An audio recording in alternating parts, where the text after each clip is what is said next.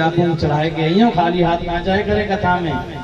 सेठ जी ने कैसे गर्मी को मौसम मुट्ठी में सिक्का दबायो, कथा सुनवे आए गए। सेठ जी तो बड़े लोभी, सेठानी के कहने से याद हो गए, परिक्रमा लगाई और जैसे ही रुपया चढ़ाए हुए लगे तो आप जानो मुट्ठी बंद करेंगे तो पसीना तो आ ही जाता है, तो वो चकली का सिक्का वो भी हाथ में पसीज गया। और जैसे ही सेठ जी ने पैसा चढ़ाने के लिए मुट्ठी खोली, सेठ जी रुपया को देख के कहे बोले ना भैया तो रोवे मत ना, नेक भी मत रोवे, तो अपने त्याग कतई ना करूंगा, छाती तो लगा। सेठानी तो बाबरी दे गई है। तुरंत सेठ जी ने रुपया जेल में धरो। कथा सुन के शाम के घर पहुंचे, सेठानी बोली प्रसाद लाए? बोले हाँ प्रसाद लाए। बोले बड़ो प्रसाद लाए? बोले परीक्षित जी ने पन्नी भर के दी है। चले सेठानी को भी ले जाओ।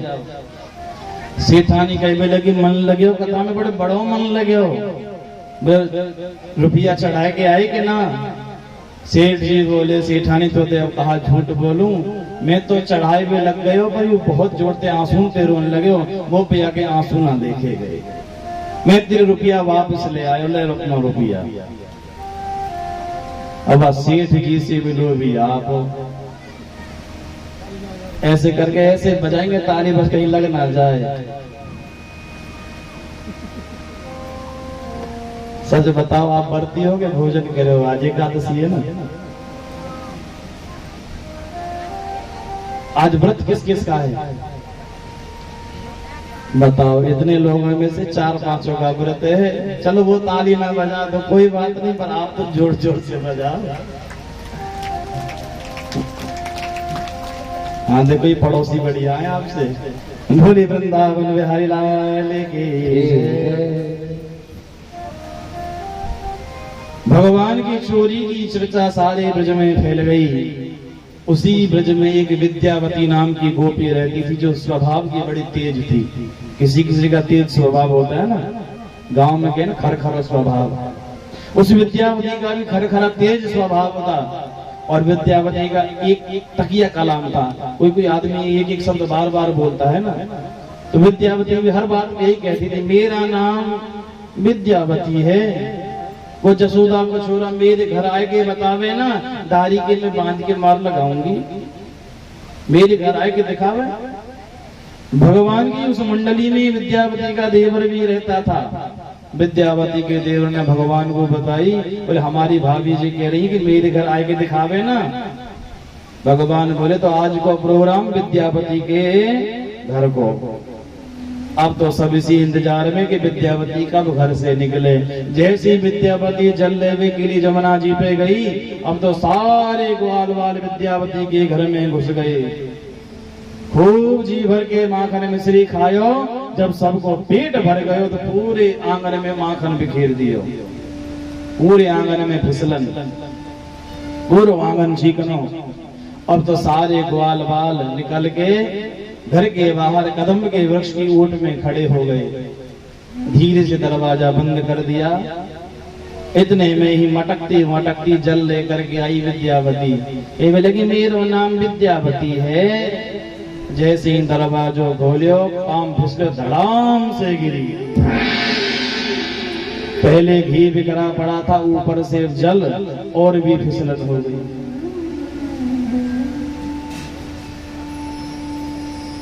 महाराज जी का बहुत बहुत साधुवाद, बहुत बहुत धन्यवाद। बोले संत भगवान की जय। विद्यावती धड़ाम से भूमि पर गिरी, जल बिखर गया तो और भी ज्यादा फिसलन हो गई। जैसे विद्यावती हाथों के सहारे से खड़े होने का प्रयास करे, फिर से पांव फिसले, धड़ाम से फिर गिर जावे। फिर खड़े होने का प्रयास करे विद्यावती, फिर से धड़ाम से गिर जावे। अब तो विद्यावती के कमर में उपल पड़ गए। अब तो विद्यावती ने खड़े होने बंद कर दियो। अब तो विद्यावती हाथों के सहारे से खिचड़ती खिचड़ती दरवाजे के पास में आई। लकड़ी को दरवाजा पकड़ो, दरवाजे के सहारे से खड़ी भई और कढ़ाते कढ़ाते कहने लगी, अरे यू पुण्य माखन फैलायो है। अब तो सारे ग्वाल बाल वृक्ष की ओट में से बाहर आए और हंसते भाई कहने लगे, मेरो नाम विद्यावती है। विद्यावती बोली तने पूते यू सब कार्य भी तुम्हारो है, अब तुमको नहीं छोड़ूंगी। विद्यावती ने दौड़ लगाई और दौड़ के कन्हैया का हाथ पकड़ लिया, मारने को तैयार हुई। तुरंत दया आगे बोले तुमको मारूंगी ना, मैं तुमको तेरी मैया के पास लेकर के जाऊंगी। तेरी मैया कहती है ना कि मेरे लाला को प्रत्यक्ष पकड़ के दिखाओ। आज मैं तेरी मैया से कहूंगी कि मैं तेरे लाला को प्रत्यक्ष पकड़ो है। जोर से कन्हैया का हाथ पकड़ा, आगे आगे विद्यावती और पीछे पीछे कन्हैया को घसीटते हुए ले जा रही है। और जैसे ही द्वार पर पहुंचे कन्हैया बोलने लगे, भाभी जी आपने हाथ बड़ो कड़क पकड़ रखे है, ऐसे करो मेरे हाथ में दर्द होवे लग गयो है, तुम यह हाथ छोड़ के मेरा दूसरा हाथ पकड़ ले। और जैसे ही विद्यावती ने हाथ ढीला किया, कन्हैया ने अपना हाथ छुड़ाकर अपने मित्र विद्यावती के देवर का हाथ पकड़ा दिया। विद्यावती ने मुड़ के गुस्से में पीछे भी नहीं देखा, घसीटते हुए महलों में ले गई, शोर मचाए हुए लग गई, ओ मैया यशोदा, ओ मैया यशोदा देख आज मैंने तेरे लाला को प्रत्यक्ष पकड़ो है। तुम कहती थी ना कि पकड़ के दिखाओ, रंगे हाथ पकड़ो, आज मैं तुम्हारे लाला को रंगे हाथ पकड़ लिया। मैया बोली कहाँ है मेरा लाला? विद्यावती बोली यूरो तेरा लाला। सारे विद्यार्थी फिर हंसने लग गए। विद्यावती बोली कब कब में भैया तमाशा कर दियो। मैया बोली विद्यावती तू तो बावरी है कि ठीक है, अरे मेरो लाला ना तेरो देवर है। अब तो विद्यावती चुप हो गई, बोली कि मैया मैंने पकड़े तेरे लाला को, पर कहा करूं, ये तो बड़ो उदंड है, बड़ो तेज है, बड़ो चालाक है। मैया फिर भी लाला को डांटने लगी, चोरे लाला आजकल नित्य प्रति कोई ना कोई गोपी तेरी शिकायत लेकर के आती है, तू इतनी उदंडता क्यों करता है? या तुझमें मार लगेगी तभी तो मानेगा, तुझे दंड मिलेगा तभी मानेगा। अब कन्हैया तो रोनी किसी सूरत बना लेते, आंखों पर आंसू से बना लिए, रोए हुए लग गए। बोले मैया मैंने कोई उदंडता ना करी, मैंने न चोरी ना करी। मैया को लाला पे तरस आएगा। मैया बोली चोरी विद्यावती देखियो मेरो लाला कैसो रो रहे हो, मैंने चोरी नहीं करी। और जब मैया विद्यावती से बात कर रही है तो कन्हैया अपना अंगूठा दिखा रहे, करवा लियो कछु, ऐसी चोरी करूंगा। विद्यावती बोले देख मैया देख, मोको अंगूठा दिखा रहे हो है। और जब मैया लाला की ओर देखती है तो कन्हैया नीची नजर झुका करके रोने का नाटक करते हैं। मैया बोली विद्यावती तू तो बाबरी है गई, दिखे देख मेरे लाला की तो नजर भी ना उठ रही है, तू कह रही है अंगूठा दिखाए रहे हो है। शिकायत करना तो गोपियों को एक बहाना होता है, वास्तव में वो गोविंद का दर्शन करने के लिए आती है। कोई ना कोई उन्हें बहाना चाहिए, जब वो बहाना लेकर के आती है तो यही कहती पहले मैया अपने लाला को खड़े कर ले, उसके सामने शिकायत करेगी कि जिससे उन्हें गोविंद का इतनी नजीक से, इतने निकट से दर्शन होता रहे।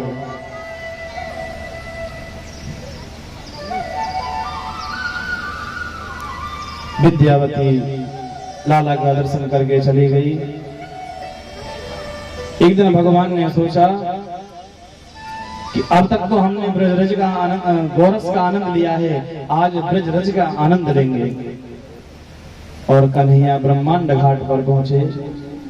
एकदा क्रीडमानास्ते रामाद्या गोपदारका कृष्णो मृदं भक्षतवान् इति माते निवेदयन्। कन्हैया ने एक मिट्टी का ढेला उठाया, मुख में रखा, तुरंत निकल गए। दाऊ भैया दौड़े दौड़े आए, दाऊ भैया गए, मेरे के चौरे लाला तेने मिट्टी खाई? कन्हैया बोले नहीं मैंने मिट्टी नहीं खाई। बोले नहीं मैंने अपनी आंखों से देखा है तुमने मिट्टी खाई। तो तुम आजकल झूठ बोलना भी प्रारंभ कर दिए हो, आज मैं तुम्हारी मैया से शिकायत करूंगा।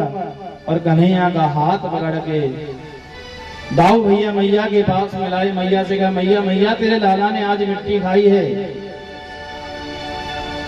कन्हैया रोनी से सूरत बना देते, मैया पूछने चोरे लाला तेने मिट्टी खाई? कन्हैया रोते हुए कहने लगे मैया ना हम भक्षितवान अम्ब सर्वे मिथ्याभिशंसिनः यदि सत्यग्रहस्तर्हि समक्षम पश्य मे मुखम।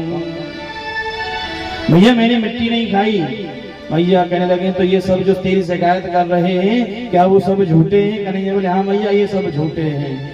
भैया बोले अच्छा तो ही है हरिश्चंद्र, तू ही कभी झूठ ना बोले। कन्हैया कहने लगे भैया यदि तुझे इनकी बात सच लगती है मेरी बात झूठी लगती है तो तुम मेरा मुंह देख लो। मैया बोली ये बात सही, तो अपना मुंह दिखा। और जैसे ही कन्हैया ने अपना मुख खोला, कन्हैया ने अपने मुख के अंदर मैया को विश्व दर्शन कराया है। मैया की तो आंखें फटी की फटी रह गई। मैया ने अनेकों पर्वत श्रृंखला को देखा, अनेक ब्रह्मांडों को देखा। मैया की तो आंखें झपझपाने लगी। मैया ने तुरंत आंखें बंद करी। मैया बोली लाला तू अपने मुंह को बंद कर ले बेटा, वो तो तेरे मुख में पता नहीं क्या क्या दिखाई दे रहे हो। बड़े बड़े पर्वत, बड़े बड़े पेड़, असंख्य सागर दिखाई दे रहे हैं। कन्हैया ने सोचा यदि मैं मैया को फिर से विश्व मोहिनी विद्या के द्वारा मोहित नहीं करूंगा तो मैया तो यही सोचेंगी कि ये कौन है। भगवान ने अपनी विश्व मोहिनी माया के द्वारा फिर से मैया को मोहित कर दिया। कन्हैया बोले मैया तेरी बुढ़ापे की आंखें हैं, मोतिया बिंद आए गए हो तो को दिखे बहुत कम है ना। मैया बोली हम बे लाला बुढ़ापे में वो दिखे बहुत कम है। बेटा सच्ची बात बताओ ये सब झूठ है, तू मेरा प्यारा बेटा है, तू ही सच है। और मैया फिर से कन्हैया को हृदय से लगा लेती है। एक दिन क्या होता है, कन्हैया सो रहे हैं और मैया सवेरे सवेरे उठकर कन्हैया के लिए माखन बिलो रही है। एकदा गृहदा शीशु यशोदा नंद गेहनी कर्मांतर्युक्तासु निर्ममंथ स्वयं दधी। मैया रात दिन लाला के बारे में सोचती हैं, हाथों से काम कर रही हैं माखन बिलोने का। किसके लिए बिलो रही हैं? लाला के लिए। और मन में गुणगान भी लाला का ही चल रहा है। मेरे लाला जग जावे गो, लाला को स्नान कराऊंगी, माखन खिलाऊंगी, लाला के बारे में सोच रही हूँ। और जब भक्त भगवान को मन कर्म और वाणी तीनों से याद करता है तो भगवान तुरंत दौड़े चले आते हैं। आज मैया मनसा वाचा कर्मणा लाला का चिंतन कर रही है। भगवान तुरंत उठे, उठ करके आए मैया से कहने लगे मैया भूख तो बहुत जोर की भूख लगी है। मैया भूख बहुत जोर की भूख लगी है, कछु खाई भी कूदे। मैया कही भी लगी लाला थोड़ी देर इंतजार कर, देख मैं ताजा ताजा माखन निकाल रही हूँ तो खिलाऊंगी। कन्हैया बोले पर मैया मुझको तो बहुत तेज भूख लगी है, बहुत जोर की भूख लगी है। ऐसा कर मैया आज तू मुझको अपना ही दूध पिलाए दे। मैया बोली कोई बात नहीं बेटा आजा, मैं तुझे अपना दूध पिलाऊंगी। कन्हैया ने मैया का दूध पिया और जब आधा सा पेट भर गया, थोड़े संतुष्ट हो गए, कन्हैया मैया से पूछने लगे मैया एक बात बता। मैया बोली पूछ। बोले सच बतावेगी? बोले हाँ लाला सच बताऊंगी। कन्हैया बोले तो मैया बता तो को दूध प्यारो लगे के पूत प्यारो लगे? मैया बोली चौरेदारी के यू का बात भाई? अरे मोगो तो अपना पूत प्यारो लगे, अपना बेटा प्यारो लगे। तभी कन्हैया ने क्या किया, अंगीठी में दूध उबलने के लिए रखा था। भगवान ने अपने योग बल से अग्नि को तेज किया। दूध जैसे ही उबला अग्नि पर गिरने लगा तो छुन्न छुन्न की आवाज आई। मैया को याद आया अरे मैंने तो दूध उबलने के लिए रखा है। कन्हैया को दूर किया मैया ने, दौड़ी दौड़ी गई आग ठंडी करने के लिए।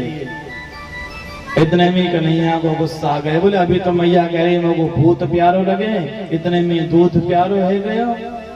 अब तो कन्हैया ने क्रोध करके ऊखल पर चढ़ के एक डंडा लिया और सारे के सारे मटका फोड़ डाले। संजात स्फुरिणा रुदाधरम संदसदभिर्दतमन्तभाजनम् भित्त्वा मृषासुरदुषतस्मनारहो जघास हयङ्गवमं तरं गतः। जब सारे मटका फोड़ डाले ना, तब भगवान को पश्चाताप हुआ कि मैंने तो इतने पुराने पुराने मटका फोड़ डाले, अब तो मैया जरूर मारे। और ये बच्चे ऐसे ही होते हैं, पहले तो शरारत करेंगे और फिर पिटने के डर से स्वयं रोएंगे कि मम्मी मारेगी। आज कन्हैया भी रोने का नाटक करते हैं, झूठ मूठ के आंख में आंसू लगाए और रोए का नाटक करने लगे। मैया ने जैसी मटके फोड़ने की आवाज सुनी, मैया दौड़ी दौड़ी आई और मैया ने जैसे आंगन में आकर के देखा तो सारे मटका फूटे पड़े हैं। मैया बोली चौरेदारी के, अरे तेने जो कहा करो, अरे मेरे ददिया सास के जमाने के कारे कारे सवरे चपटा फोड़ डाले, दादी के तो आज ना छोड़ूंगी, तू बड़ो उदंड रह गयो है। अरे मैं तो सोचती थी गोपियां झूठ बोलती हैं, पर ये झूठ नहीं बोली, तू बिगड़ ही ज्यादा गयो है। ये तो तुझे दंड नहीं दूंगी तो और ज्यादा बिगड़ जाएगा। मैया ने सोटी उठाई, लाला को मारवे दौड़ी। अब तो आगे आगे कन्हैया और पीछे पीछे मैया। पूरे ब्रज के चक्कर लगा लिए, पर कन्हैया मैया के हाथ ना आए। मैया थक के कदम के वृक्ष के नीचे बैठ के हाँफने लगी। थोड़ी दूर कन्हैया खड़े हैं। मैया के केस बिखर गए, श्रृंगार बिगड़ गया। मैया हाँफते भय बोली, लाला आजा, अब ना तो को मारूंगी बेटा, आजा आजा। कन्हैया के बेटा मैया तुम को मारेगी। मैया के लिए ना मारूंगी तो मेरे पास तो आ, तो गुर हरदी ते पूजूंगी, गुर हरदी ते पूजूंगी, आजा। कन्हैया बोले मैया सच बता, मोह को पूजेगी? बोले हाँ तो पूजूंगी, मेरे धोरे तो बेटा अब ना मारूंगी। कन्हैया ने मैया का विश्वास किया और जैसे मैया के पास में गए, मैया ने हाथ पकड़ा। मैया कहने लगे दाली की अब तो देखूंगी, अब तो को देखूंगी। घसीट के हुए कन्हैया को घर ले आई और जैसे सोटी उठा के मारने का प्रयास किया तो कन्हैया रोने लगे। कन्हैया को रोता हुआ देख करके आज मैया भी रोने लग गई। और ये माताएं ऐसी होती हैं, बच्चा जब शरारत करेगा, उदंडता करेगा तो पहले तो खूब पीटेंगी और जब बच्चा रोएगा तो फिर स्वयं भी खुद रोएंगी। बच्चे को देखकर फिर स्वयं भी रोती है। आज कन्हैया को रोता हुआ देख कर मैया भी रोने लगी। मैया कहने लगी तुझे मारूंगी तो नहीं, पर दंड भी अवश्य दूंगी, नहीं तो तू बहुत बिगड़ जाएगा। तूने इस उखल पर चढ़ करके उदंडता की है ना, मटकियों को फोड़ा है, इसलिए तुझे इस उखल के साथ में बांधूंगी। मैया अंदर से रस्सी लाई, उखल के साथ में खड़ा करके कन्हैया को लपेटना प्रारंभ किया और जैसे बांधने का नंबर आया तो रस्सी 2 अंगुल छोटी पड़ गई।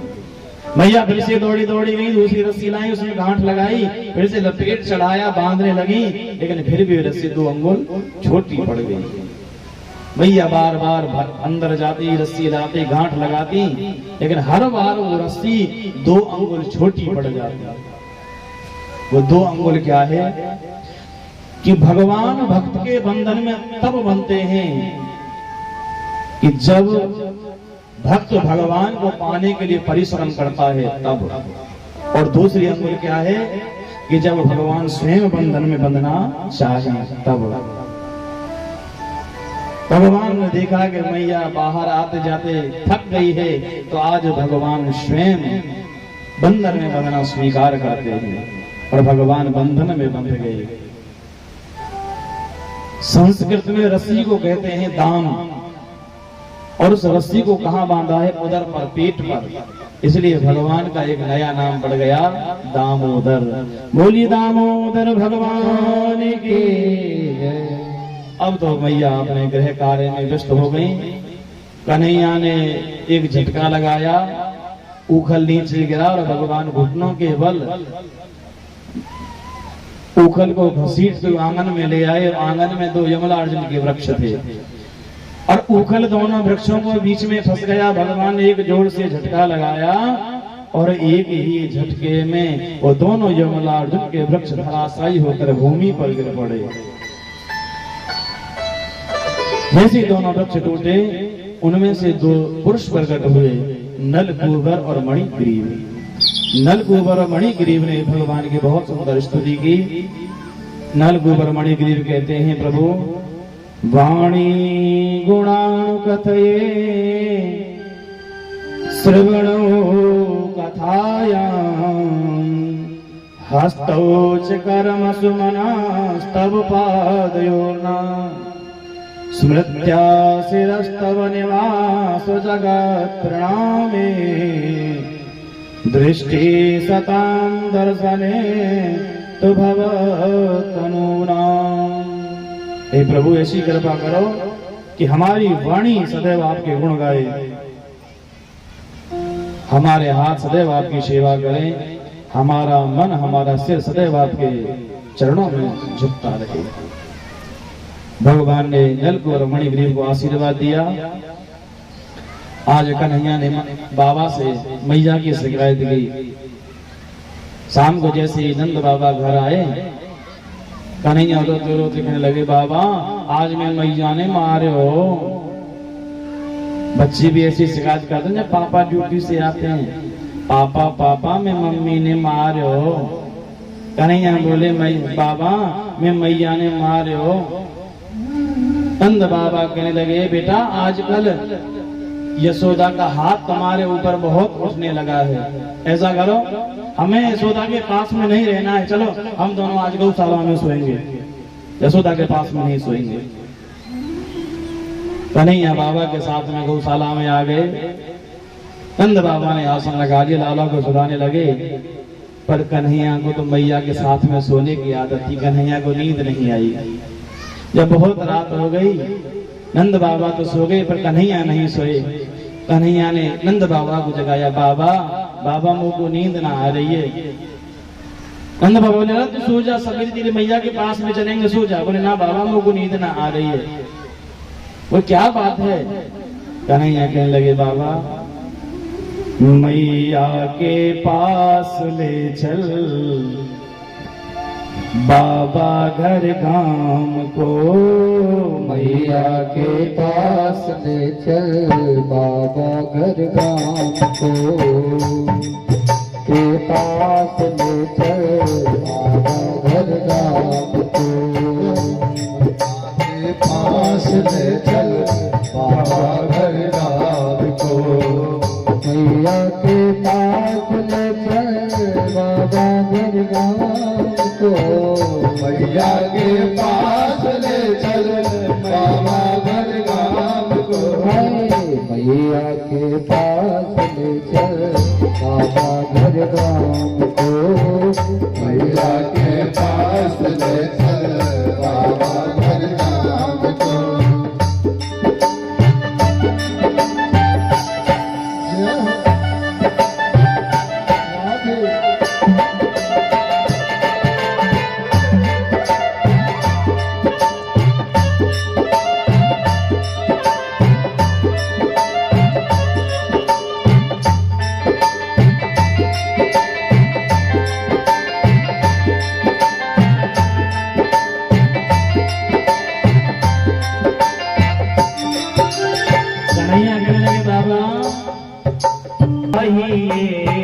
मैया के मारने पर मैया ही चाहिए। मैया के मारने पर मैया ही चाहिए। मैया के मारने पर मैया ही चाहिए। मैया सा कोई नहीं करता पुत्र के काम को। मैया सा कोई नहीं करता पुत्र के काम को। मैया के पास ले चल, दादा घर काम को। मैया के पास ले चल, बाबा घर काम को।